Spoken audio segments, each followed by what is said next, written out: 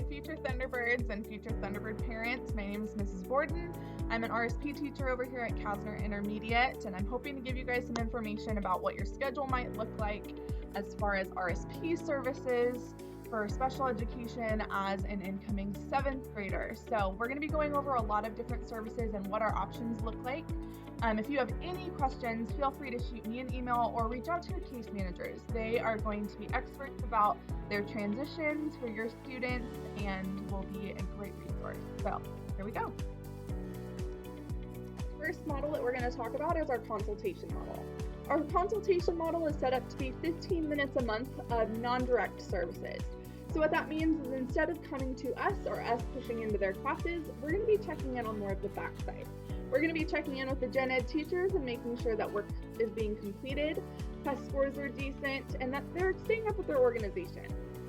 Consultation is more for our students who are independent but have maybe some individual needs, but we can meet most of those needs through accommodations through their IEP. Next model that we're going to talk about is our collaboration model. Our collaboration model is 150 minutes per week per class. This is offered in English and math, and this model is often referred to as a co-teaching model. It's a push-in model where an IA, an instructional assistant, or an RSP teacher is going to be pushing into a general education English or math class. If your student needs support in just English, it would be about 150 minutes a week of services. If your student needs support in English and math, which is offered, that would be 300 minutes per week of special education services. Again, these are all in general education, so those accommodations are being implemented, but there's also a second teacher as a resource for your student to ask questions, get reteaching, be pulled into a small group, retake tests, things like that. Support that we have for our collaboration students is our academic seminar class.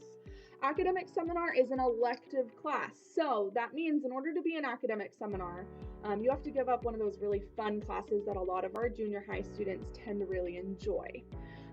This is for students who can access general education curriculum in a collaboration class for English or math, but they need more support as far as work completion, some organization, staying up on the understanding of foundational skills that they're receiving in their gen ed classes. This is a special education class. It is only open for students on an IEP.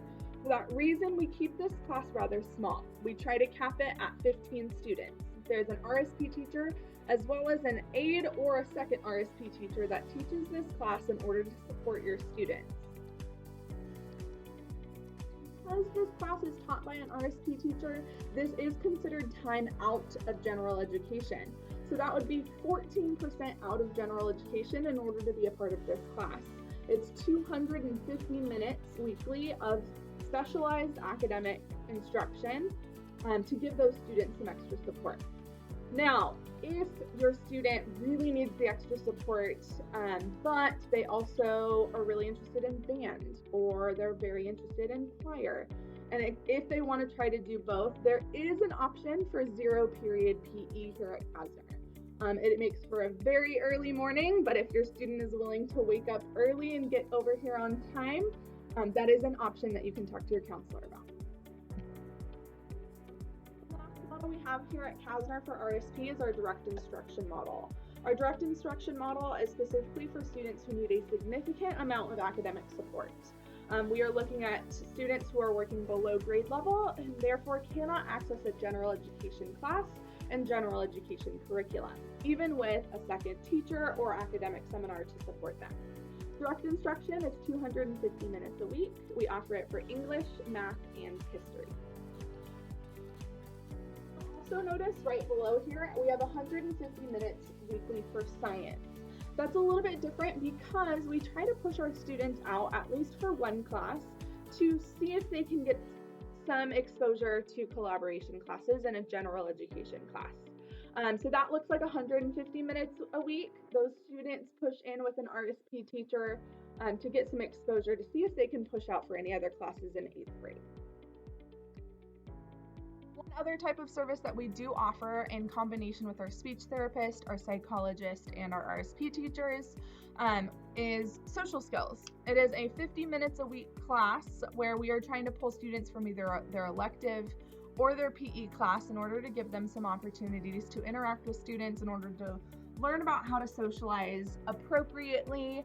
That way they can also get some speech services, some psych services, and interact with peers.